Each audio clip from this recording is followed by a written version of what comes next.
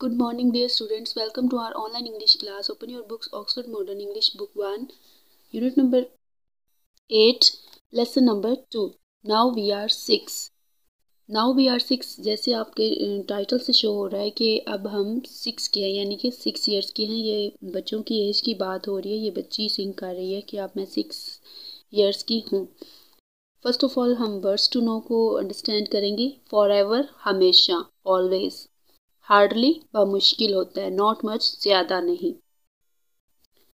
When I was 1, I had just begun.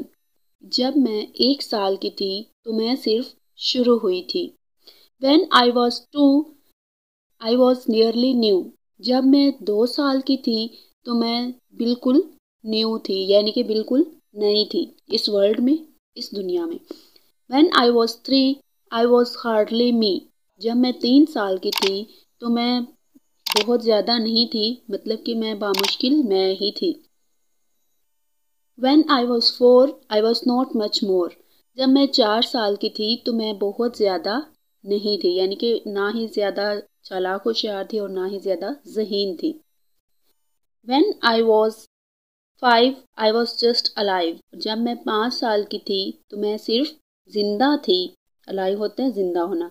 But now I am 6. लेकिन अब मैं 6 साल की हूँ। I am as clever. मैं बहुत होशियार हूँ, बहुत होशियार हूँ। यानी कि क्लेवर का मीनिंग ज़हीन भी होता है, होशियार भी होता है, चालाक भी होता है, ठीक है। So I think I will be 6 now for ever and ever. तो अब मेरा ख्याल है कि मुझे अब 6 साल की ही रहना चाहिए, हमेशा और हमेशा के लिए। ये जो छोटी बच्ची है ये सिंग कर रही है ये पोएम, और वो 6 इयर्स की एज पे पहुंच के वो बहुत ज़्यादा अच्छा फील कर रही है, और वो अपने जो थिंकिंग है, अपने थॉट्स है, वो बता रही है कि मैं 6 इयर्स की होकर बहुत ज़्यादा खुशी महसूस कर रही हूँ और मैं चाहती हूँ कि अब मैं हमेशा 6 इयर्स की ही रहूँ। Now I am going to start the exercise of this poem. Understanding the poem, poem को समझते हुए talk about the following with your teacher and then write the answers. इन क्वेश्चंस के बारे में अपने टीचर से डिस्कस करें और उसके बाद इसके आंसर्स राइट करें। When did the speaker just begin? जो स्पीकर है यानी कि जो बोलने वाला है वो कब शुरू हुआ था? यहाँ से आप स्टार्ट करेंगे। द स्पीकर जस्ट बिगेन, आई की जगह पे आप ए करेंगे, सेकंड फॉर्म हो जाएगी the speaker just began when she was 1। जो स्पीकर है यानी कि जो बोलने वाला है वो उस वक्त शुरू हुई थी जिस वक्त वो 1 साल की हुई थी।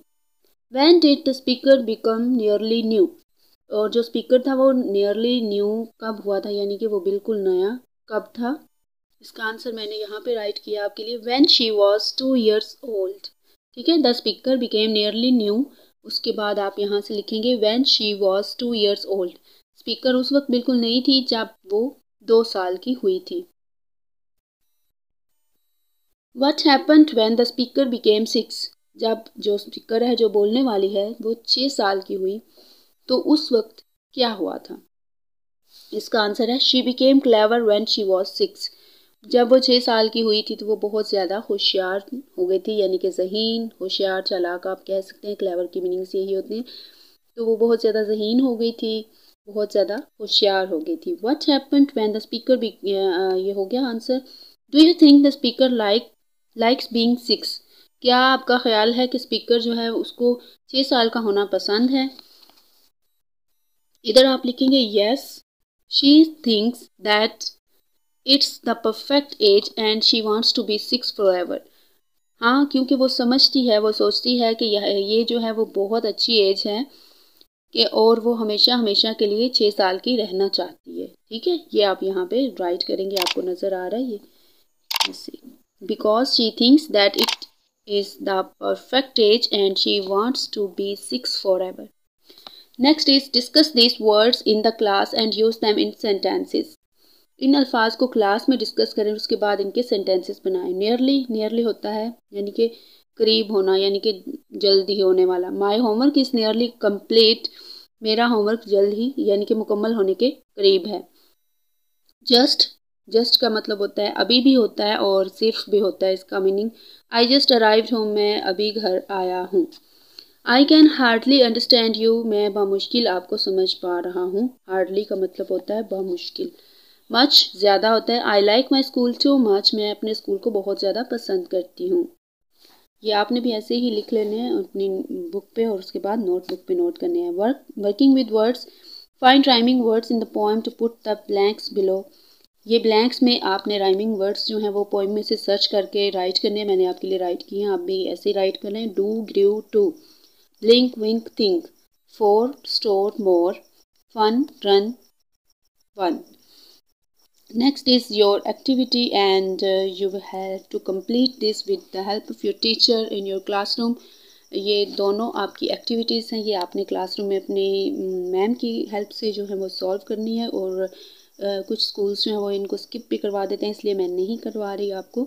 तो आपको अगर कोई हेल्प की ज़रूरत हो तो आप मुझसे कमेंट्स में पूछ सकते हैं, मैं इंशाल्लाह इस पर भी आपके लिए अलग से वीडियो बना दूँगी। Put the day and date here and our exercise is complete. We'll see you in next lecture. Till that time, take a lot of care of yourself. Bye bye.